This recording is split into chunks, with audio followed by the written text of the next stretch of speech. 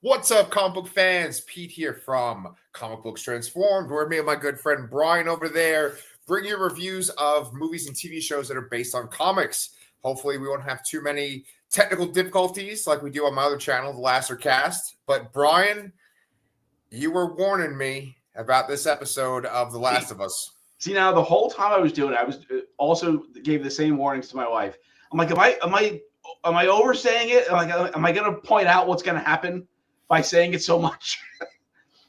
I think when you would say, how's it going to be different from the game? Like, are they going to change it? I'm very curious. And then that kind of gave me the idea. So, guys, we are total spoil central right now. Spoiler central. So, if you haven't seen The Last of Us season 2, episode 2, go away. Brian knows this from playing the game, but now we all know this from seeing Sunday night's episode. Do you want to tell us how you felt when this happened in the game? Man, okay, so I can't do that without telling you the differences of what happened from the game and the show. Sure. So maybe a minor difference, but Dina wasn't there. Tommy was. That was a slight difference. And now the interesting thing is they didn't give you like Abby's full backstory yet. You were controlling her. You knew they were outside of Jackson Hole. You knew she was looking for somebody. Yeah. They did not tell you who. So it was complete coincidence that they run into each other, but events after that basically play out the same way. Yeah. But when Joel was killed, he did not know why he was killed. Okay. And the player did not know, and you did not find that out until like halfway through the game. Okay. So it's interesting that they led with that. As I mentioned, this is a very divisive game. People fucking hate Abby. I can appreciate Abby's character and her character arc, and I empathize with her to an extent. You know, yeah. Obviously, I didn't want to see Joel get killed. Right. You know, that was the character that you played as in the first game. You know, you went through all that character build up and all that, story development, and then it just like the rug gets pulled out from underneath you in the first hour and a half of the game, and you don't even really play. I don't think you play as Joel, even maybe like the very, very intro mission. Yeah. You might like just very briefly do something, but you don't. But for the most part, you're playing as Ellie, and you alternate between playing Ellie and Abby in the game. Okay. So a lot of people took issue with having to play as Abby and having to, see her story and their attempts to sympathize with her, which I think were successful. I think it's the first season had a very clear purpose, was that to bring for Joel to bring Ellie to this place where they could potentially have her help synthesize a cure for the virus or the whatever it is. Yeah. And then the journey throughout all that, with them bonding and growing closer, and the ultimate choice that Joel makes to not let Ellie die, cure be damned. Okay. And there is still the story in the game now is, after this event, is a story of revenge. Mm-hmm. So on Abby's side, you see her going back to that. I guess it's Seattle. They mentioned the compound. They're going back there, and essentially Ellie is following her, looking for revenge. So it's a revenge story now. So yeah. Yeah. Well, so in the first game, you play as Joel, and then you play as Ellie a little bit, right? Like, percentage-wise, how much of the first game is with each different character? Man, I don't think do you play as Ellie at all? There might be like a brief sequence or two where you control her, but very brief. And I could be completely wrong about that. It is nothing significant at all, if there is any, though. But didn't you tell me when we were recording the first season that there is that sequence that's in that flashback episode where she's with her friend and she gets bit? I'm sorry. Yes, you're right. That was a DLC episode, and there's also the part where Joel's injured and they're in that cabin and they get that cult. He plays her there too. Yes, but okay. So with that in mind, you're playing as Joel like 90% of the time, 85, 90%. Okay, and then so in the second game, are you playing as Ellie 50% of the time, and then Abby the other 50, Pretty or? much, yeah. Okay, so that in itself is interesting. I know that that's not completely unique to The Last of Us Part Two, because like in like Halo 2, don't you play as like the Master Chief and the Arbiter, right? Yes, yeah. There's plenty of games where there's dual protagonists, but it's interesting to play. Um, it's hard to call her an antagonist, but like you're playing as the character that the one character is hunting down. Yeah, You yeah, know, like I feel like that's fairly unique to the game. That's not you don't see too often. I see. Like you don't Yeah, play. Yeah, no, you do. There are other. I can even think of like Transformers games. You're playing as Optimus and Megatron in the same game. So right, like, right. I guess it's not as unique as I'm saying here, but I still think that the revenge story and and the reveal of Abby's past is still a compelling narrative that is equal to the first game. Okay, okay. So, have you seen how people have reacted to this episode, like on social media? Yes. So it was funny, like the first day or so, I didn't see anything. I'm like, really? No one's talking about this? And then I Right. must have like searched it or something. And then I got like the flood. I hit the algorithm checkbox, I guess. And now I see everybody talking about it, which is interesting. Yeah. Um, my one of my favorites is somebody made like a shirt that says that they had golf clubs crossed and like a little a golf hole, and it said Joel in one.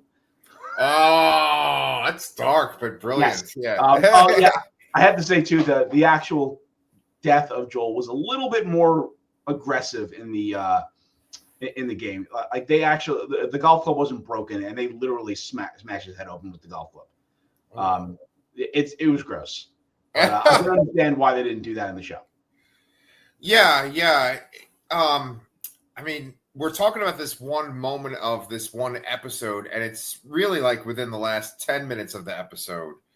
But obviously, that's what everyone was going to be talking about. And I think that, like, there's so much of this marketing is based around Pedro Pascal. And, like, if you look at just like the posters and stuff they use when you go to like click on the thumbnail of the show, it's like Pedro Pascal's like the main focal character in the artwork, you know? Yes, that's why it was such a shock. I mean, for the game, you knew you were going to be playing as Ellie and another character. I don't think they really told you much about it. But like, I don't think anyone thought necessarily that was going to happen. Yeah, yeah. Well, because I could kind of remember it too. You know, I never played the games like you, but it's always sort of like in my periphery. And I remember for the first game, it was always the two of them on the box cover art and stuff. And then in the second one, there was this focus on Ellie. So like when you started to kind of make these suggestions that something big was going to happen, I was like, oh, is he going to die? And I just wonder how much of the show I'm not worried about losing interest in the show. I'm not worried about not liking the show now that this has happened, because you love the game so much and I believe in your taste. And the show has been excellent up until now too. So like, I don't think there's going to be this sudden drop in quality. It's just, I wonder, like, people are just weird, man, where they're like, oh, they killed Pedro Pascal. Oh, this is woke. They're making the girls, the lesbian, the main character now. I feel like there's going to be some of that, but I think the people that have like actual taste and can appreciate stories will. Good. I interestingly, I did see some kind of joking posts about someone said basically like, oh, that was the series finale of The Last of Us. Oh, there you go. There you go. Watching Pedro Pascal, really. Yeah. But I actually didn't see anything about anybody commenting about woke or focusing on the female characters, anything like that. So I see that as kind of a positive, that I didn't see that kind of backlash really. Yeah. I do think there may be people that will drop the show. I know that even people that are fans of the game still are like, don't think that Bella Ramsey is good enough. I disagree. I strongly disagree there. I mean, I will agree with that. She doesn't quite look like Ellie as much as somebody other. Like, I would argue that the actress they have for Abby looks more like Ellie than Bella Ramsey does, but I don't think they have to look exactly like the character. I think she is embodying the character well enough to say that I'm still interested in watching her play it. the role. Yeah. So, do you know anything about the actress that plays Abby? Like, what else she's been in? It's Caitlin Dever. She's been in a bunch of things I've seen, but nothing like I haven't seen any like things where she's really starred in. But I was familiar with the name beforehand. Another thing too is, you know, if you've seen any of the box art for the game or like that, or seen any clips from it, Abby is fucking ripped. Like Abby makes me look like a scrawny little bitch. Oh, okay, all right. And she and her gameplay is a little more violent. Like she's a little more melee focused, I suppose. Mm-hmm. Or maybe she just uses her fists more, I guess. But the actress is significantly smaller, but I think again did a really great job of embodying the character and you know her drive to accomplish her goal. And it also serves as a good foil because I do think Bella Ramsey might be a little on the smaller side as well.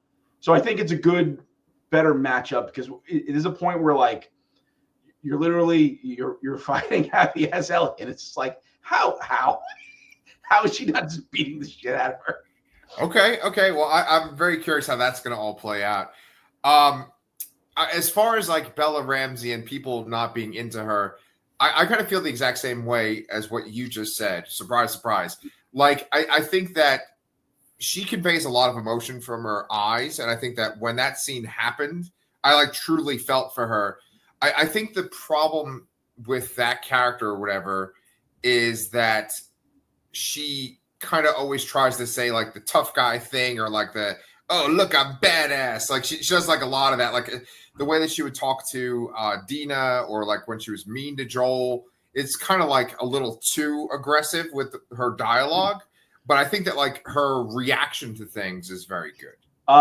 Again, I honestly think that is pretty much how Ellie is. Ellie is definitely more of a like this is a weird thing to say, I guess, but a little more of a butch lesbian, I guess. Yeah. But still, I think Bella Ramsey is a little smaller framed. Like it worked when she was, you know, I don't know, what is she, 18, 19? Like when she was an older actress playing younger because it sort of looked right.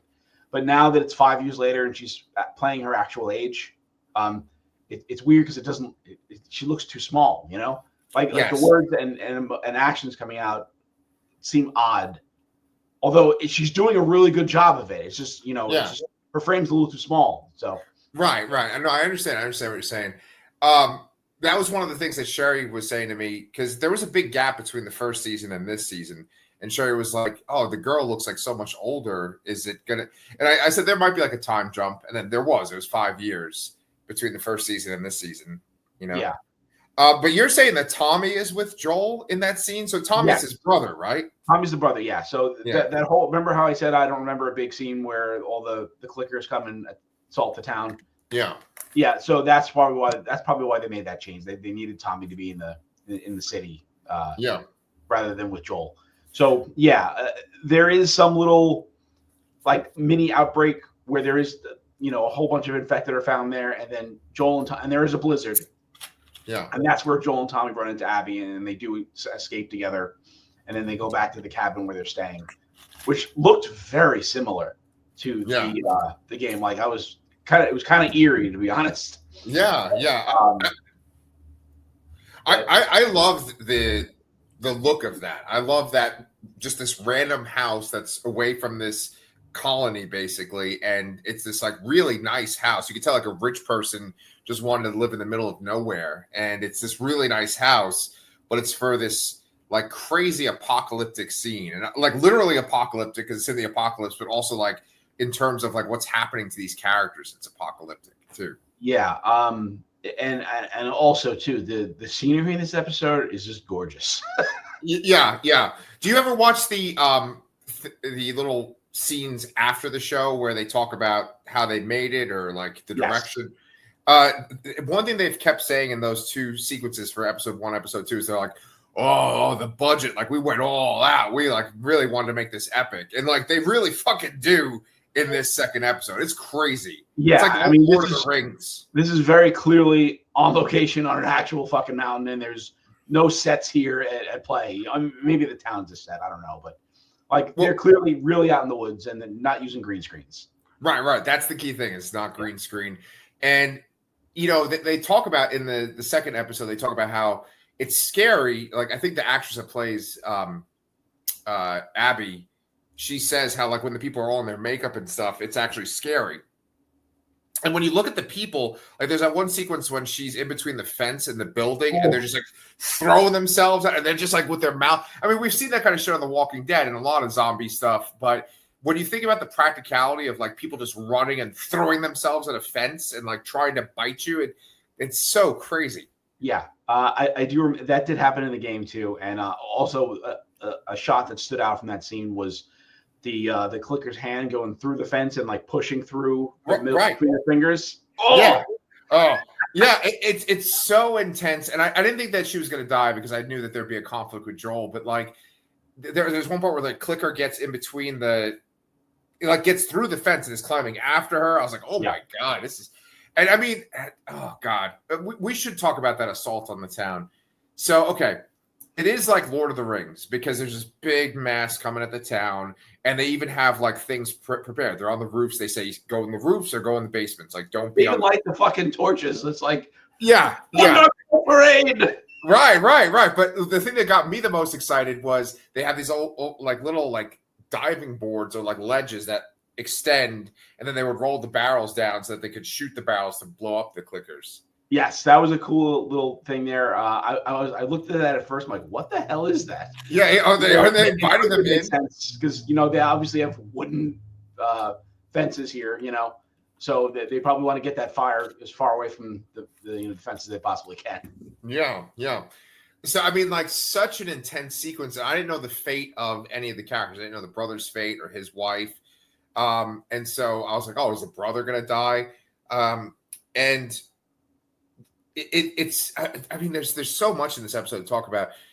The scale of it we should talk about because like it's just so well done. Let's talk about Abby and how she like finds the clickers in the ground, and at first like there's just one that kind of like moves in the snow like this, like just kind of turns their body in the snow, and then they're it was so fucking good.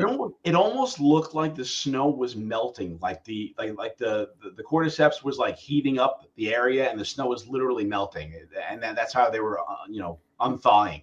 Yeah, I thought that was a great shot. I wish they would have mentioned something about that in that behind the scenes.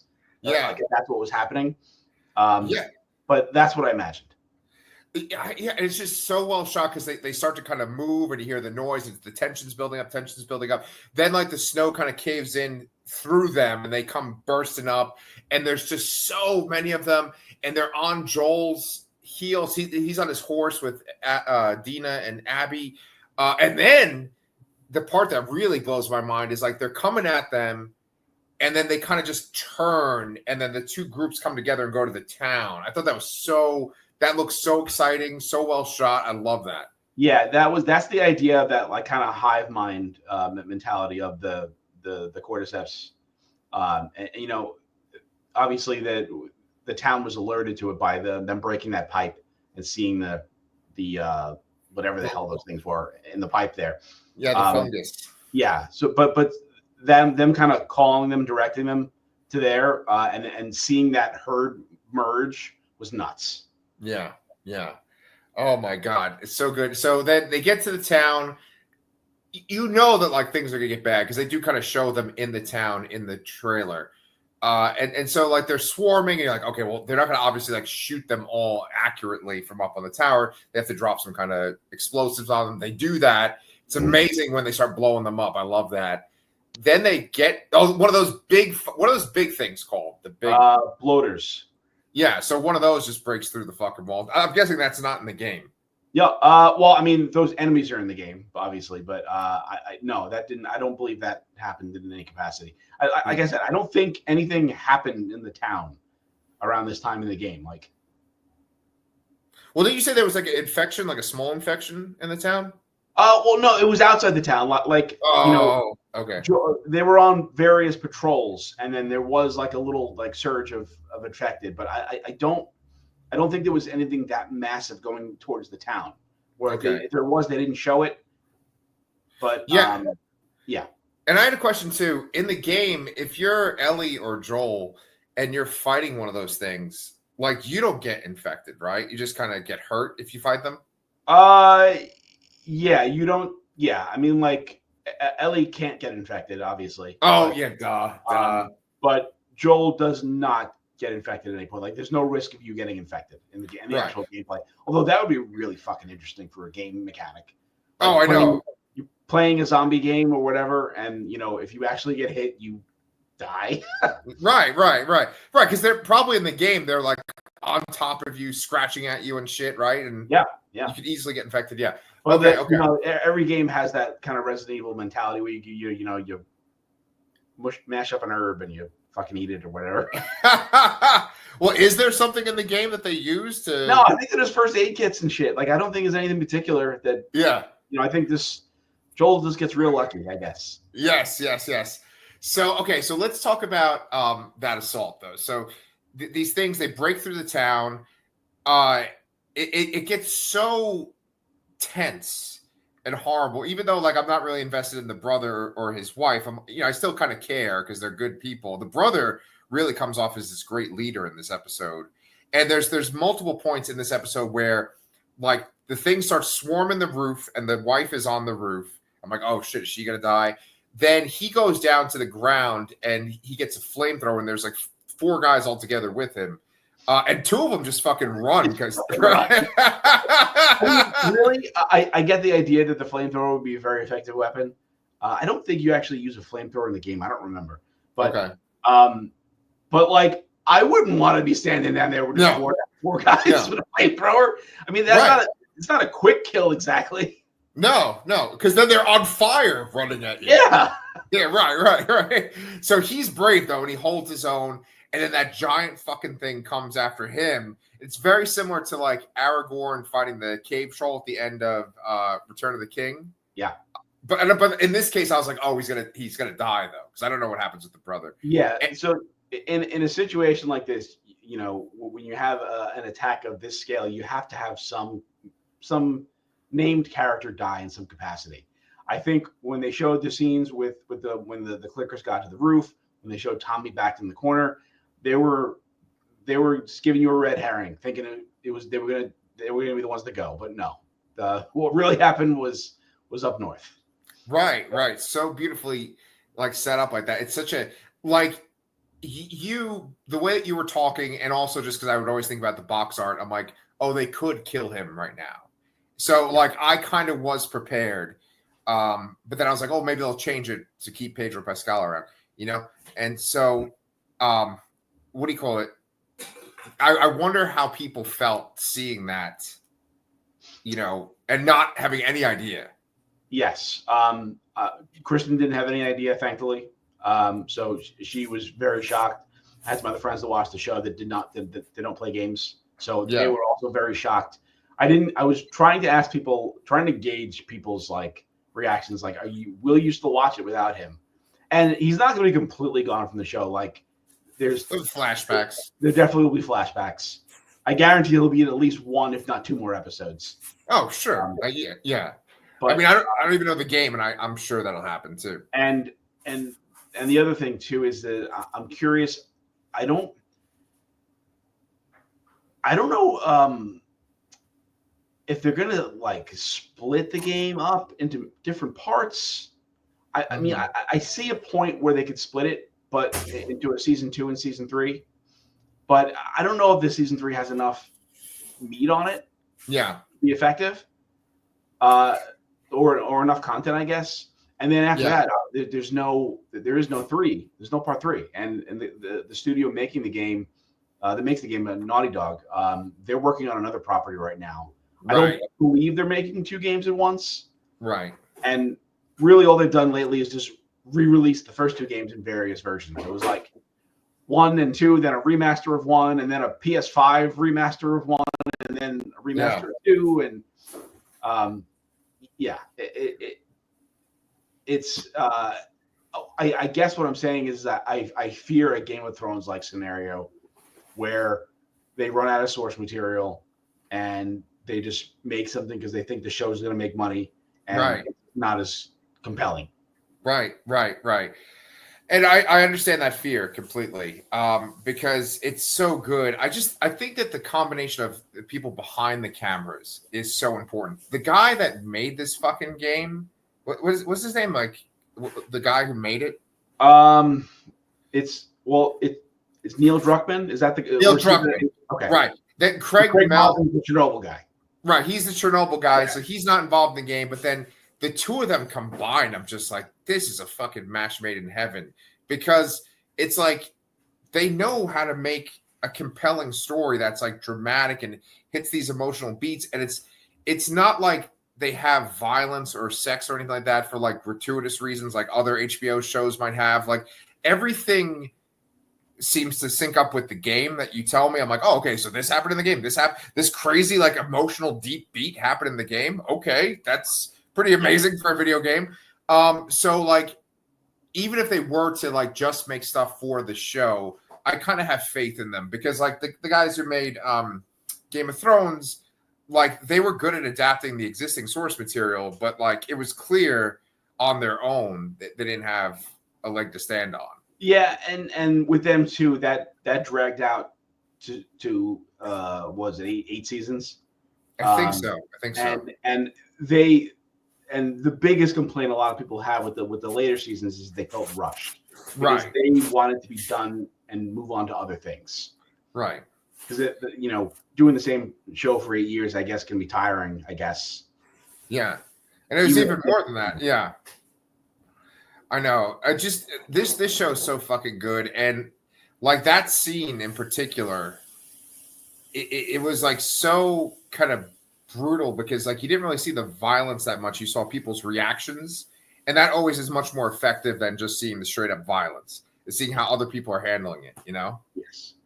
Yeah. A really nice touch about the ending too was the song was sung by the Ellie's voice actress. And that was used in promotional material for the second game. Wasn't actually in the game, but right. So Ellie's voice actress is the one that played her mom in the season finale, right? Yes, Ashley Johnson. Yes, from Critical Role, right? And like Growing Pains or whatever. Yes, and in the game, Abby is Abby Laura Bailey, was also from Critical Role. I think. Probably. That name sounds real familiar. Yeah. And you watched all the fucking Critical Role show too, right? On Amazon? Yeah, Vox Machina. I love Vox Machina. It's fantastic. Okay. If you're saying that, I got to watch it too. Yeah, really good. Obviously, excellent character work in that show. I started rewatching it at 1.2 because there were big gaps in between those seasons too. So I'm like, I don't remember anything. But yeah, fantastic show. Okay. Not for kids. Yeah, right. For kids. Right. So, all right, man. So tell me, hit me. What else you got for this episode? I don't know. That was a big thing that I wanted to talk about was just people's reactions to the death. Will they still watch it? I don't know what else there is to say necessarily. No, I understand. It's funny because my mom, I'm in her apartment and she's over there like cooking and stuff. And I was like, oh, you got to watch The Last of Us? She doesn't have HBO Max at her apartment. But I was like, if I talk about this, she's going to hear like this major fucking spoiler, Wow. But yeah, but we actually kind of kept it to where I don't think she heard the details. Well, hopefully she tuned it out. Exactly. Yeah. So, I mean, I love this fucking show. I'm coming back no matter what next episode to talk about with you. But Brian, we are eating well right now because besides the fucking Last of Us, we also have Andor, which that was fucking something else this week too, man. Yeah, just the Andor. I didn't realize the Andor release schedule was going to be that crazy. It's 3 episodes a week, 4 weeks in a row. With I think this is there. No, there's not 4 the last one, is there? I don't know. No, it's 12 episodes, I believe. So I think it's just 3 episodes of each each week for 4 weeks, which is insane. Yeah. And insanely enough, Brian and I have watched all 3 of those episodes. So we're going to talk about that in our next recording, which we're about to do. And then if you guys liked listening to me talk for a half hour, then you can also come over to my other channel, The Lassercast, where for Alien Day, Danny and I are talking about the trailer for Predator Badlands, which just dropped. Nice. We also should mention that, next week, Thunderbolts comes out. Oh, that's next week? Isn't it next week? Probably. Yeah, I think it's like the first week of May. All my release dates are all messed up. Yeah, man. So, yeah, hopefully, if it's not next week, it's next month for sure. Right. No, I think it's the first week of May. So I think May 2nd. Yeah. So it's 8 days away. Sweet. All right. Well, then, so we got that, guys. We got Predator Badlands trailer over on the Lassercast. We got Thunderbolts coming up next week. We got more Last of Us, and we got Andor. So if you like any of that stuff, you like listening to me and Brian talk, come on over, subscribe, and we will see you guys next time.